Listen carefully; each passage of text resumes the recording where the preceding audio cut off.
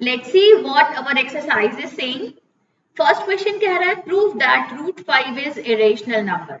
Students, rational और irrational number को prove करना सबसे इजी होता है, सबसे इजी सेज हमें कुछ सर्टेन स्टेप्स फॉलो करनी है और उन्हीं स्टेप्स में पूरा का पूरा क्वेश्चन कंप्लीट हो जाएगा।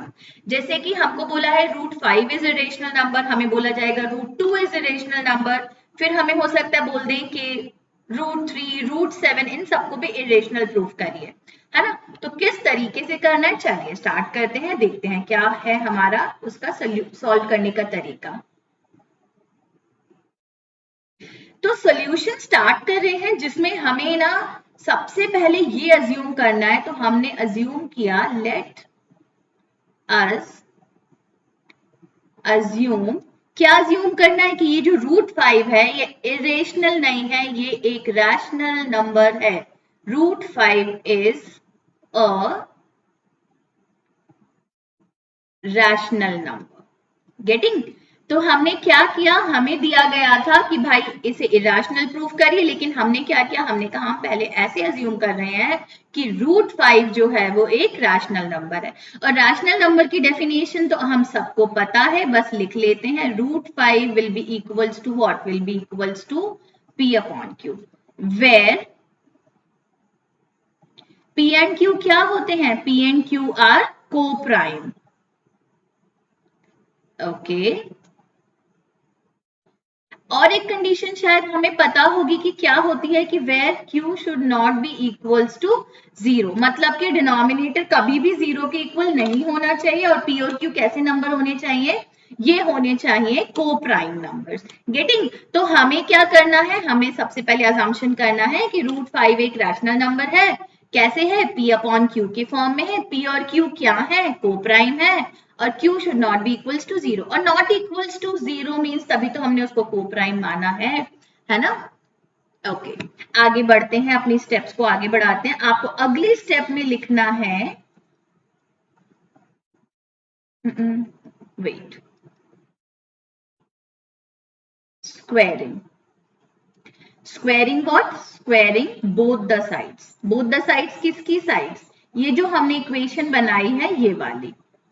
तो हमने अपनी इक्वेशन लिखी, दैट इज रूट 5, इसका हमने कर दिया स्क्वायर, फिर हमने लिखा p square upon q square, getting. हमने क्या किया, हमने स्क्वायरिंग बोथ द साइड्स लिखा, रूट 5 का स्क्वायर किया, p square upon q square किया। आगे भाई हम पढ़ चुके हैं कि जब रूट 5 का स्क्वायर होगा, रूट के किसी भी नंबर का स्क्वायर होगा तो वो क्या हो जाएगा, नंबर इटसेल्फ। तो रूट 5 का square will be 5। Similarly root 3 का स्क्वायर विल बी 3, रूट 7 का square will be 7 and so on.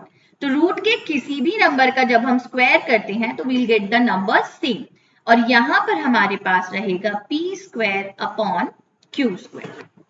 Okay, अब आगे आपने यहां से करना है इक्वेशन को थोड़ा सा चेंज, और किस तरीके से चेंज करना है, you will be writing like this, q square will be equals to p square upon 5। So देखिए, इससे मुझे ये पता चल रहा है कि ये जो p है ये किससे डिवाइड हो रहा है, 5 से। p स्क्वायर जो है वो काय से डिवाइड हो रहा है, ये डिवाइड हो रहा है 5 से। तो अब हम यहां पे लिख देते हैं, this equation shows p square is divisible by 5। तो बेटा अगर p स्क्वायर 5 से डिवाइड हो रहा है तो बट ऑब्वियस सी बात है कि p भी डिवाइड होगा, therefore p is also divisible. मैंने यहाँ पर ये डिवाइड लिखा है, आप प्लीज उसको डिविजिबल कर लीजिएगा, डिविजिबल बाय 5। तो यहां तक की तो बात हमको समझ में आ गई कि इस इक्वेशन से हमें ये पता चल रहा है कि p किस चीज से डिवाइड हो रहा है, p 5 से डिवाइड हो रहा है। तो मैं इसको ना इक्वेशन नंबर 1 करके एज इट इज यहीं पर छोड़ रही हूँ। चलिए स्क्रीन को थोड़ा सा स्क्रॉल डाउन करते हैं। Okay, now assume,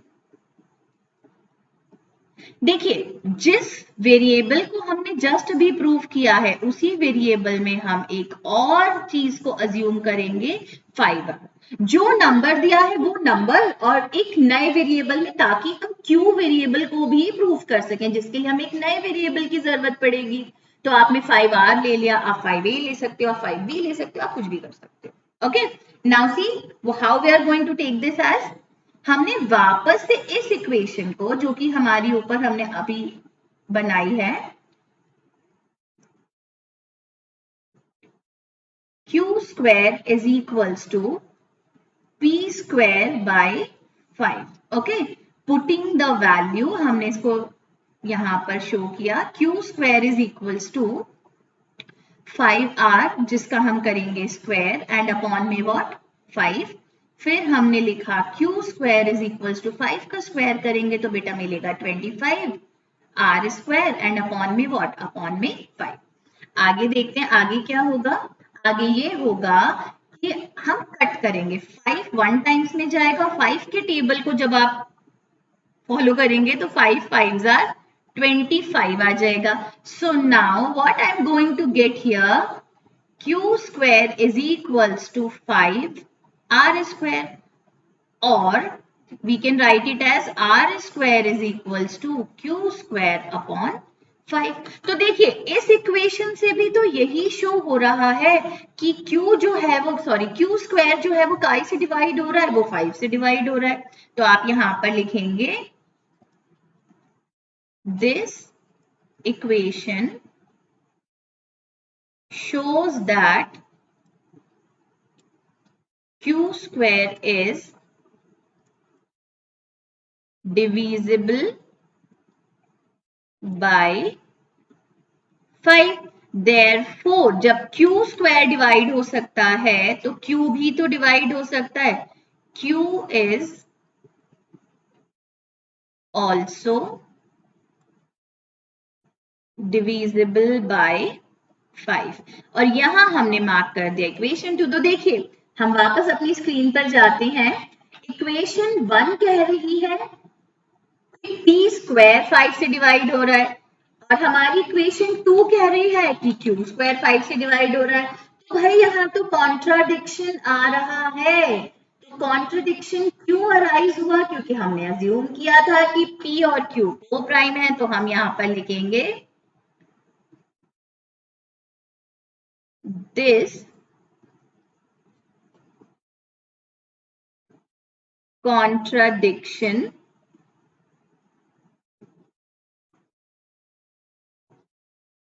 has arisen due to our wrong assumption। तो देखिए हमने जो assumption की वो assumption हो गई है wrong, और जब वो assumption हो गई है wrong तो that means कि जो हमने ये assume किया था कि √5 एक रैशनल नंबर है, तो जब वो assumption wrong हो गई तो वो नंबर हमारा irrational हो गया। This contradiction has arisen due to our wrong assumption. Therefore, √5 is irrational number। अब देखिए बेटा इसमें हमको √5 दे दें, √2 दे दें, √3 दे दें, √7 दे दें, हमें कोई भी नंबर दे दें, हमें सेम स्टेप्स को फॉलो करना है और क्वेश्चन को सॉल्व करना है।